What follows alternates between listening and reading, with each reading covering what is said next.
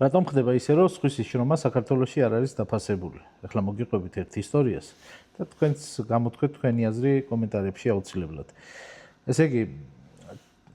ჩემი ცოლის ძმა არის მანქანების დარგში სპეციალისტი, ანუ კომპიუტერული დიაგნოსტიკას აკეთებს რა და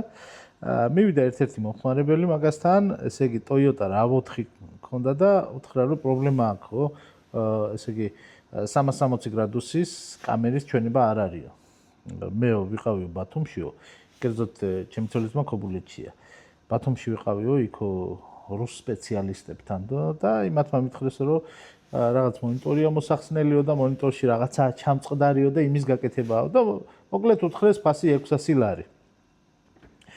ნუ ჩემი ცოლის ძმა უთხრა რომ მოდიო ვნახავ და მეო თუ მე შევძლებ ამის გამოსწორებას გამოვასწორებ თუ არა და იმათ საწავხო ხოლმე ხო და ამან ნახა ანუ ჩვეულებრივ სეტინგებში იყო არეული ეს გამოუსწორა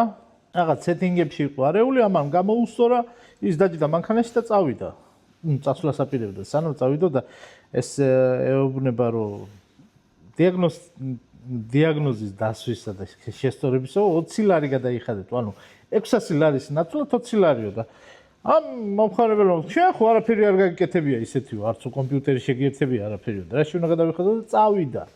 ეგ ერთი შემთხვევა მეორე შემთხვევა მივიდა მომხმარებელი ის საანთებელა თუ რა ქვია სვეჩები მოკლედ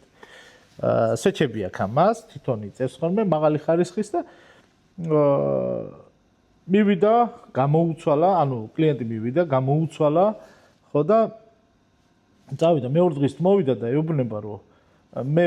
ვიყავი აი გვერდზე ბოქსშიო რუსი ბიჭიაო იმანო გააკეთა დიაგნოსტიკაო და მითხრაო რომ ცუდად მუშაობцо შენი სვეჩებიო და მოკლედო ესიაო რა და ამან ესე გამოვიდა არ ვიცი ფული დაუბრუნა მე მგონი თუ რაღაცაა და წავიდა ისევ იმ რუსთან იმ ბოქსში ხო და ეს რუსი მოვიდა მე ჩემი ცოლის ძმასთან იყიდა ამასთან იგივე სვეჩები რაც ჩემი ცოლის ძმამ დაუყენა დაუყენა და ის წავიდა კმაყოფილი რომ აი ეხლაო მაგრად გამართულად მუშაობს ჩემი მანქანა ასია